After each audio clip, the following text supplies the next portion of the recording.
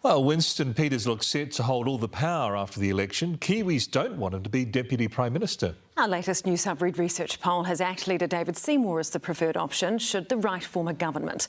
Lloyd Burr reports from National's campaign bus. The penultimate day of campaigning. National's bus starting the day in Hawke's Bay. Let's turn Hawke's Bay blue. Labor holds Napier and Tuki, but they're marginal seats. I think we're definitely going to turn Tuki blue. Oh, working hard to do that. Katie Nimmin not just trying to remix the electorate either. Really want to party vote National. There's already plenty of spice in this election and likely plenty more after it during coalition talks. Would you be okay to give up the Deputy Prime Minister role in negotiations? I've always said that I will do whatever role the Prime Minister asks of me, and for me it's about getting change of government. In our latest Newshub-Reid research poll, we asked if the right bloc wins the election, who from the minor parties would you prefer as Deputy Prime Minister? ACT leader David Seymour's well ahead on 45.7%, with Winston Peters trailing well behind on 27.3%.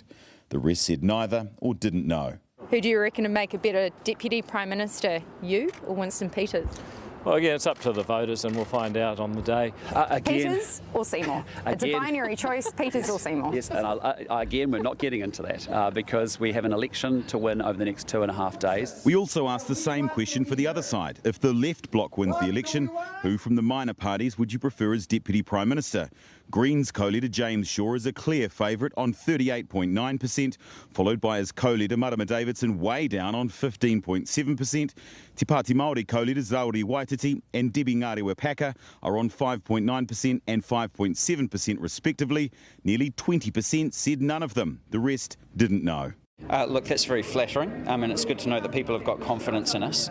Ultimately, we're not kind of here for the job titles. We're in here to make a difference. I'm not going to have any coalition negotiations until the votes have all come in. Then that would be the opportunity to have those conversations. Who do you like best? I get on well with all of them. Better than he gets on with Luxon, perhaps. Both leaders squaring off for their final leaders' debate tonight. Christopher Luxon hasn't been on board the campaign bus today, not physically anyway. The big head behind you doesn't freak you out occasionally? It gives me a sense of security and comfort, Lloyd. Comfort, not the first word that comes to mind about National's campaign bus, which has one final day of campaigning left. Lloyd Burr, Newshub.